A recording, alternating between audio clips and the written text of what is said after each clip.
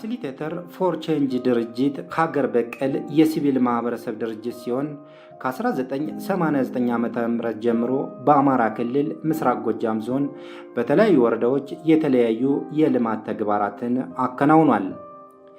ኤፍሲ ድርጅት ላለፉት 3 ዓመታት ከላይት ፎር ዘ ወርልድ ጋር በመተባበር ስናንና ማቻክል ወረዳዎች ላይ አካል ጉዳተኞችንና የአካል ጉዳተኛ ህጻናት ቤተሰቦችን በማህበራዊና ኢኮኖሚያዊ ጉዳዮች ተጠቃሚ ለማድረግ በ10 ቀበሌዎች በትኩረት ሲሰራ ቆይቷል።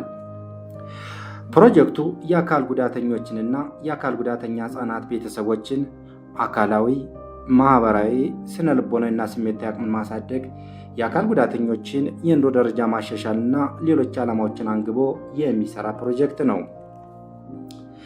በዚህም ከ10 ቀበሌዎች የተመለመሉ 160 አካል ጉዳተኞችንና የአካል ጉዳተኛ ህጻናት ቤተሰቦችን በተለያዩ የልማት ዘርፎች ተጠቃሚ የማድረግ ስራ ሰርቷል። እነዚህ በፕሮጀክቱ የተካተቱ 160 አካል ጉዳተኞችና የአካል ጉዳተኛ ህጻናት ቤተሰቦች በተመረጡ ቀበሌዎች በተቋቋመ 5 አባላት ባሉት የልየታ ኮሚቴ አማካኝነት በጉዳት መጠን በዝቅተኛ ኑሮ ደረጃና ለመስራት ባላቸው ፍላጎት መሰረት የተመለመሉ ናቸው።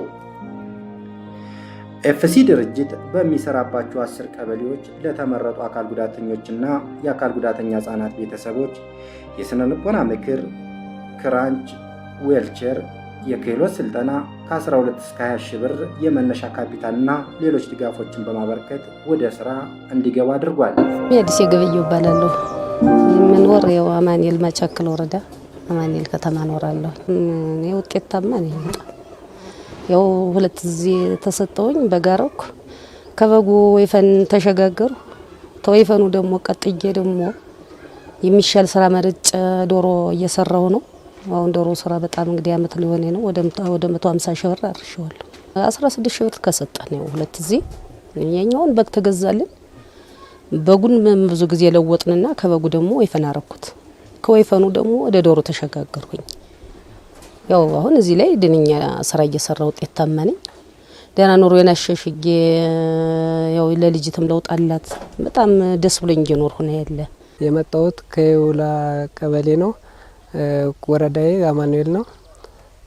ስሜ እንዳለማው ደስ ይባላል። ያው ከይሄ ፊሲ ሳይሆን ያው የነበረው እንትን ማለት ነው። ትምህርት ሳይሰጥ ምን ሳንል ከማንኛውም ማህበረሰብ አናሳና የበታች ሆነን ነው አስቤ ነበር እንደኔ።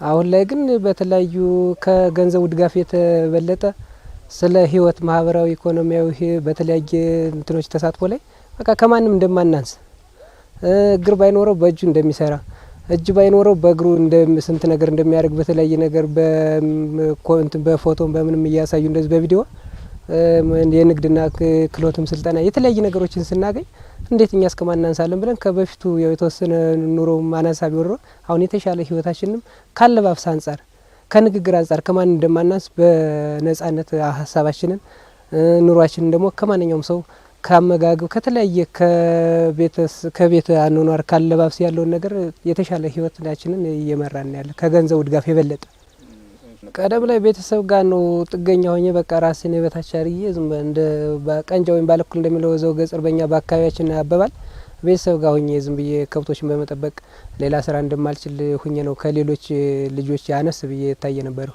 አሁን ላይ ግን ሀሳቤንም እነሱም እየተረዱ ሰዱ ስራዬንም እያረጋግጥኩላቸው ሰድ 3 በግ ደግሞ ገዛልኝ። እነዛን በጎች ስንከባከብ ቆየ 2 አውራ ሙክቶችን ገዛው 4 ሺህ ብር ትርፍ አገኘው። ዘው ተጨማሪ በእንትን ያን እንትን ብዬ ደግሞ አቀናንሽ ደግሞ አንድ ሸጡ ነው የተወሰነ ደግሞ 2 በጎችን ገዛው ደግሞ እንደገና በሬውንም ገዝቼ ማለት ነው።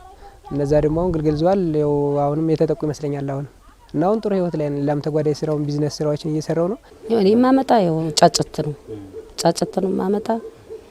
ያው በደንብ ክትባት አመጣለሁ፣ ተግብርና አስከትባለሁ። ሁሉን ነገር በመድኃኒት ያሉኝን መድኃኒት ተጠቀማለሁ። ከ35 ቀን ጀምሬ እሸጣለሁ እስከ 45 ቀን ባለው ጨርሳለሁ።